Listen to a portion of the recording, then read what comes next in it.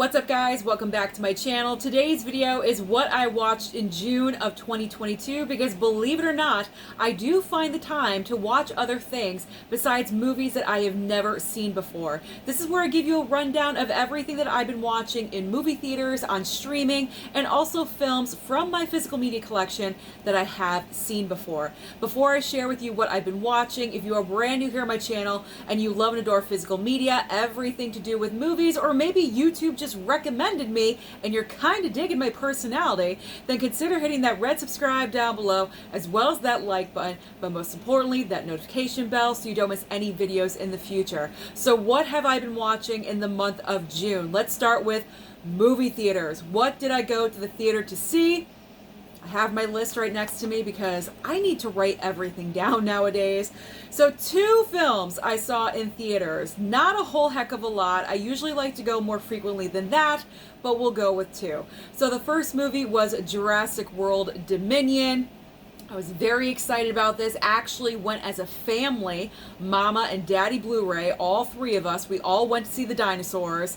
And I got to admit, while I was there in the moment, it was like, wow, this is just so much of everything, because it was a lot of everything all at one time. But then when you leave the theater, you kind of digest it more and you think about it and you reflect about what you just saw. It was just too much. There was just too much all crammed into the 2.5 hours.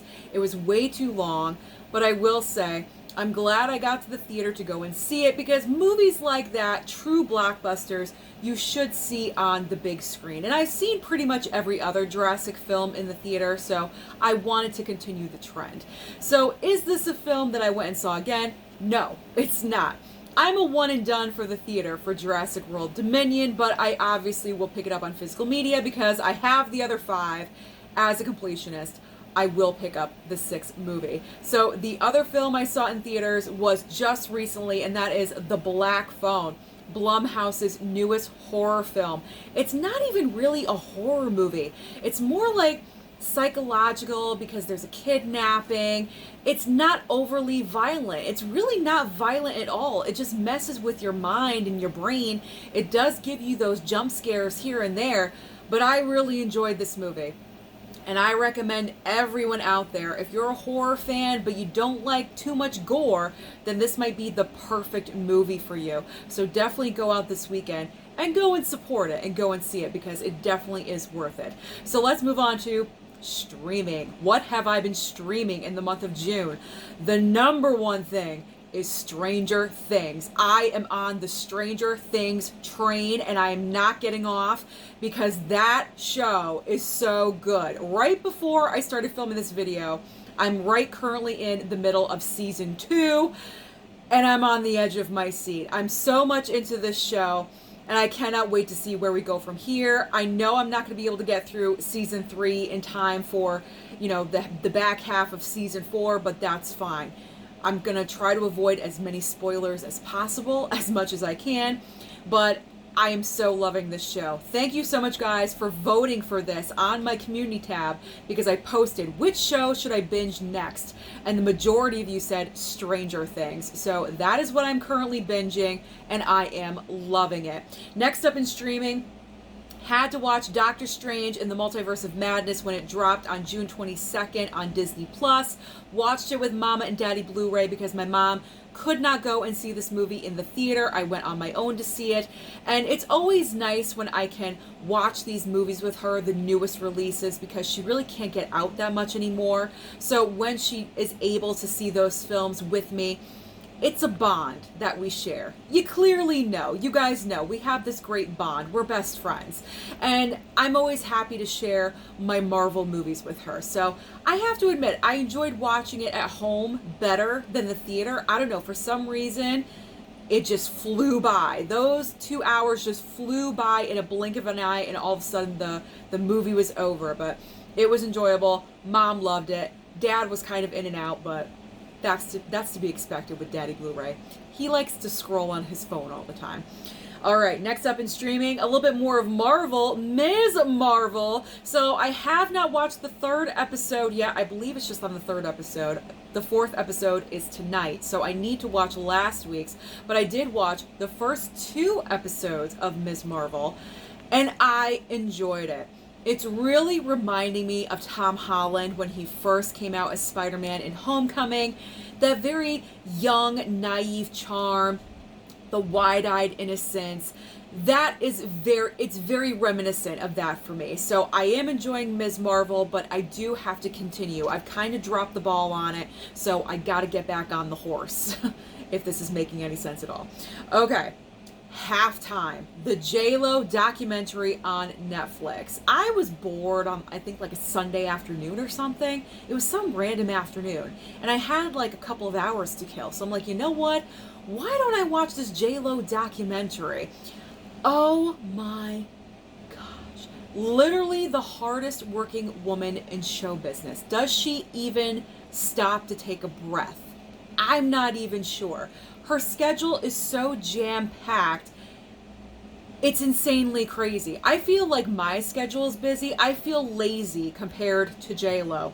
She's consistently nonstop going. Now, this documentary takes place in the time frame of when she was getting nominated during Hustlers, for award season for Hustlers, and unfortunately she did not get nominated for the Oscar, and that's a big part of this documentary, kind of the build-up.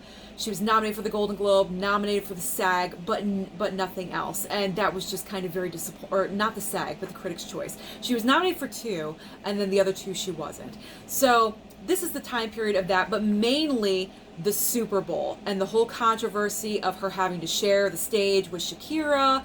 And yeah, she kind of made some comments, but I do understand where she was frustrated. It's just a great inside look at a celebrity. I mean, we really don't get a lot of documentaries that are so honest like this. JLo was honest, and she was swearing like a sailor. It was just eye-opening all around. An eye-opening documentary, and I highly enjoyed it. So if you are a JLo fan, I recommend that you watch Halftime on Netflix. Definitely check that out. Now, the last item on streaming that I watched, again on a boring afternoon, Jerry and Marge Go Large on Paramount Plus. I was kind of intrigued by this one because it is based on true life events, and whenever there's a true story, I want to know about it. And I have to say, I loved this movie. Bryan Cranston and Annette Bening were just so wonderful as this elderly couple going into retirement, going into the next phase of their life, and they start playing the lottery. But really seriously. They really start playing it really seriously because Bryan Cranston knows how to deal with numbers. He's kind of like a mathematician, if you will. And he figured out that one of the lottery games back in the day, you could win even if you lose. And so they used that knowledge to their advantage. And they were winning millions upon millions of dollars. But what's wonderful is that they used that money and invested it back into their hometown. They were not selfish about it. They were very giving. They invited the townspeople to become investors in what they were doing. They became a company. This was a wonderful story, and I feel like no one is watching it. So please go over to Paramount Plus and watch Jerry and Marge Go Large. I gave it 5 stars on my Letterboxd because it just made me feel good. And movies like that are very hard to come by these days, so when you can find them, I'm going to talk about it. So definitely go over and check that movie out. So now let's get into my physical media collection. You kind of already know what I've been watching because it is summer blockbuster month. We are winding down the summer blockbusters, and I did the video and showing you what I plan on watching. So we're just going to breeze on through this because what is there really to say? They're all fantastic movies that I've seen time and time again. So just a quick overview of what I have been watching because I really stuck to the summer blockbusters. I didn't really go outside. I really stuck to this. Obviously, first choice, Jaws. Jaws, you know I love this movie. I did a video about 3 reasons why I love this film. Number 1, had to watch Jaws for summer blockbuster. Indiana Jones and the Temple of Doom, my personal favorite Indiana Jones film. Tonight we're watching the not the Last Crusade, the very last Indiana Jones film. Crystal Skull, whatever it is. So tonight that will be the last Indiana Jones film. So I'm looking forward, even though I've already heard it's kind of bad, but it's still Indiana Jones, so maybe it's still kind of good.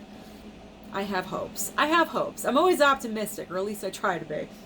Last Crusade, we watched last night. Always fun to go back there and see, you know, Sean Connery, and he was so good in that.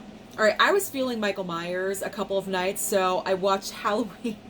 After we had summer blockbuster night and watched something, I was like, you know what? I need a horror film. I need Michael Myers for some reason, so I popped in Halloween.